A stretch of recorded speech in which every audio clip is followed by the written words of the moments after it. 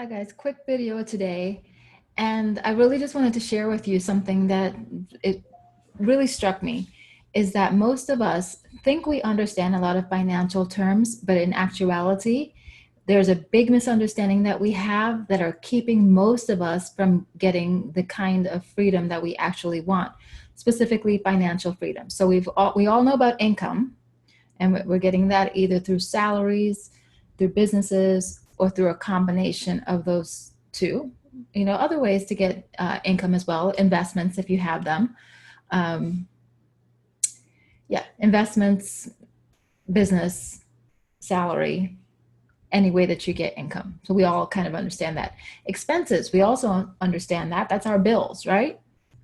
Then we know about liabilities. Those are things that actually cost us money. So it could be things like losses in business. Those could be liabilities because they actually cost us. But the one that most people misunderstand that is keeping some of us from financial freedom and securing absolute financial freedom for the already rich is assets.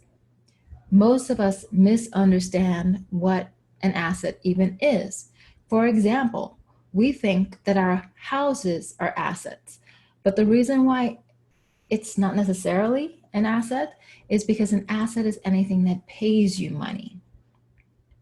So your house is not necessarily paying you money. It could be a liability and an expense, right? It could fall in that category if you're just paying a mortgage on it. Where it becomes an asset is if it actually pays you. Like, for example, if you're renting that home, or if you flip it and eventually you sell it for more money, then it became an asset. But until then, it's actually falling in the category of a liability. And the problem with most of us is that we're spending our money on things that make us feel good today, when we should actually be spending our money on assets, on things that pay us.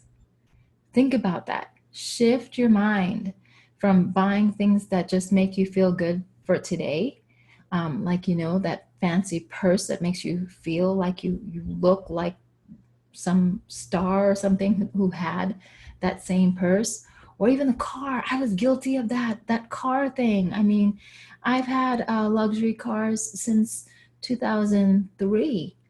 And now I look back at that and I'm like, all of that money, I could have been actually purchasing more assets. And that's the difference between the financially free and even the rich, the wealthy, is that they use their money to purchase assets that will continue to pay them. So whenever you have the opportunity presented to you to buy assets, to invest in assets, if that's what you want, if financial freedom is what you want, it's worth it. If the business costs $200, or the asset costs $200, $1,000, whatever it costs, you're going to spend that money anyway, or you were going to shove it in a savings account.